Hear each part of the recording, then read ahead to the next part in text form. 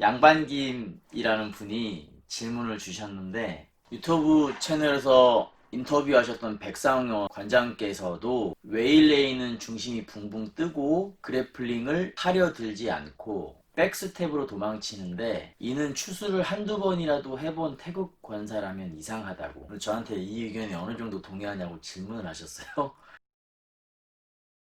안녕하세요. 서울에서 8급권 태국권 쿵푸 우주산타를 수련하고 있는 쿵푸아재 주관장입니다. 오늘도 좋은 하루 되시고요. 태극권 전문으로 하신 분이 백상원 교련님이시죠. 지금 무관을 운영하고 계신 걸로 알고 있고요. 시샤오동하고 싸운 웨일레이에 대해서 저한테까지 얘기할 기회가 올 줄은 몰랐어요. 사실 이게 약간 해프닝 같은 거였다고 생각을 하는데 웨일레이라는 분이 산타를 하는 중에 태극권에 대한 어떤 깨달음을 얻어서 본인이 뭐 뇌공 태극권이라는 걸 창시했다? 뭐 이렇게 대충 얘기가 나오는 것 같은데 그분 태극권 영상도 제가 예전에 이미 봤거든요. 근데 뭐 일단 그분이 하시는 게 태극권이라고 말을 할 수 있는 건지 잘 모르겠고 두 번째 그분을 태극권 고수라고 이렇게 표현을 미디어에서 하던데 일단 무슨 태극권을 창시한 그러니까 고래로부터 내려온 5대 문파 태극권은 이미 있고 근데 그 안쪽에 있는 그 오랫동안 내려온 그 깊이를 단련한 그 장문인이거나 아니면 그 계열에 있는 분도 아니고 자기가 이제 떡하니 자기 계파를 창시하신 분이에요. 예, 왜 그분이 갑자기 고수로 둔갑했는지 저는 이해가 안 가고 그분이 태극권 권법을 하는 걸 봐도 저는 그분이 고수라 왜 고수인지 이해가 안 가고 또 그분이 제가 알고 있는 태극권 고수의 명단에 들어있지도 않았어요. 정말 미디어가 자극적인 거죠. 자극적으로 뭐 우리나라 미디어든 중국 쪽 미디어든 어쨌든 간에 자극적인 그 제목과 이 내용을 뽑아서 한 건데 뭐 제가 전에도 말씀을 드렸지만 저는 태극권에 대해서 첫 번째로 태극권이 유명해진 이유가 실전적인 무술이기 때문에 태극권이 유명해졌다라고 생각하지 않고요. 세계보건기구에서 태극권을 권장하는 이유도 밸런스가 좋아서 어떤 낙상사고나 이런 사고로부터 좀 더 안전할 수 있기 때문에 그 운동을 추천하고 있는 거예요.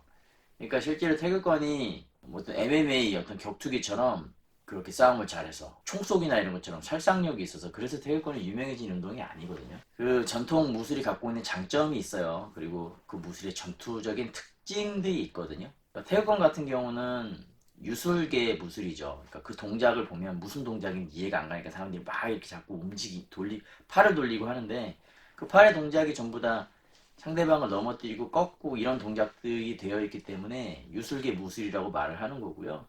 유술계 무술의 특징을 꼽자면 상대방의 중심을 무너뜨리고 내 중심을 지켜야 되는 무술인 거죠. 그래서 태극권이 복법 훈련도 엄청 많이 하거든요.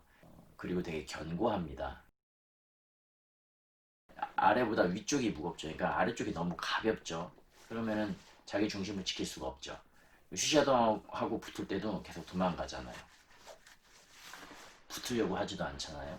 이런 일련의 행동들이 본인이 기본적으로 태극권을 제대로 수련해서 태극권의 전투 방식을 알고 있는 사람이라면 그런 얘기를 들어보기라도 한 사람이라면 무조건 아마 슈샤오동한테 붙으려고 했을 거라고 생각을 해요. 근데 일단 본인이 그런 생각 안 하고 도망가죠. 뒤로 도망가다가 맞고 한 15초 만에 이제 스파링 시합이 끝난 걸로 알고 있어요.